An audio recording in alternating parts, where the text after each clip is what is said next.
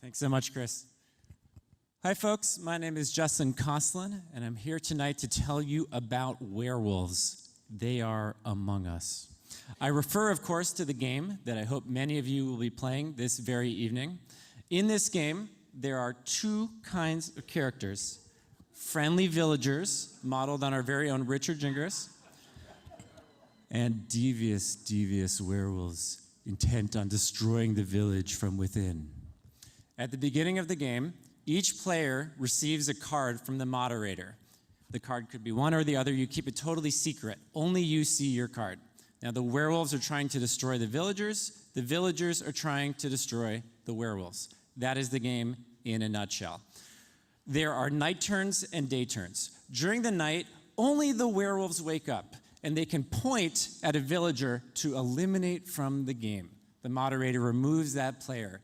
And then once the player is removed and all the villagers have been asleep making noise, they all start to wake up, and we transition to a day turn, and everyone can debate and can discuss and try to discern who among them is that evil werewolf and vote to eliminate them.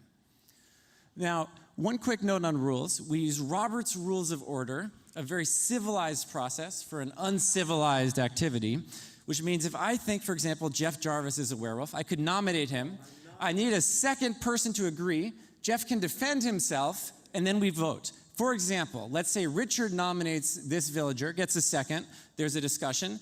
She's eliminated with the vote. It now becomes night. Turns out that other villager is a werewolf. They point at Richard. Richard is out. The werewolf wins. That's a very simple game. Now, a couple special characters. This is the Bodyguard. Bodyguard is a villager who every night gets to wake up separately from the werewolves and point at one player to protect. That player cannot be eliminated that night. So the Bodyguard has a very useful ability. This is the Seer. The Seer is also a special villager. They wake up separately, point at one player. Is it an innocent villager or an evil werewolf? The moderator will indicate. So the Seer has a source of truth. Very powerful character. How do you spot a werewolf as the game is progressing? Right, let's give a couple tips for what to do if you're sitting in that circle with, let's say, a dozen players trying to figure out what is going on.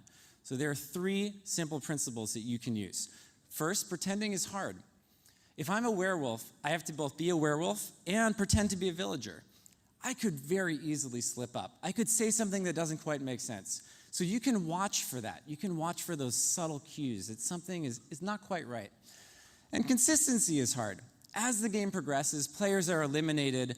Am I behaving rationally over time? Or am I being opportunistic, going with the flow of the game, trying to get players knocked out? You can look at that to discern. Finally, let's say I am a werewolf, and let's say Jeff is a werewolf. So he says, if he's accused, I'm going to want to defend him because we're on the same team. So you can look at the blocks of which players are supporting each other and build a theory of the game. Special tips for the Bodyguard. Defend yourself. You're very valuable.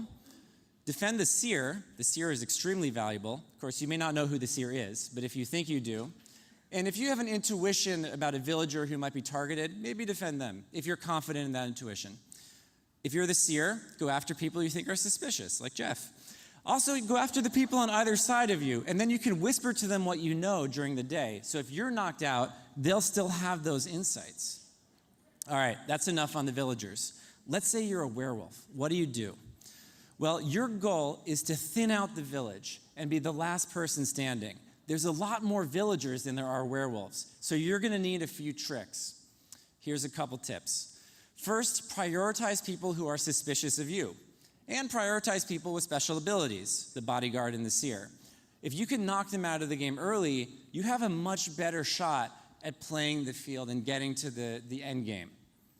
Second, you can be engaged during the day. You can lob accusations. For example, if you can get the village to eliminate the Bodyguard during the day, that's fantastic. The Bodyguard can only protect themselves at night. And finally, this is a really wacky one, you can do something totally unpredictable. You can throw another werewolf under the bus. You can tell the village, hey, I'm the Seer. And then when the real Seer comes forward, you can get the village to eliminate them. It's beautiful. Or let's say someone's suspicious of you. You can give them a big hug and keep them in the game. So there's a lot of ways to play this game. Overall, have a great time. Use a little bit of an editorial nose to try to separate truth from spin. And I look forward to seeing you this evening. Thank you very much.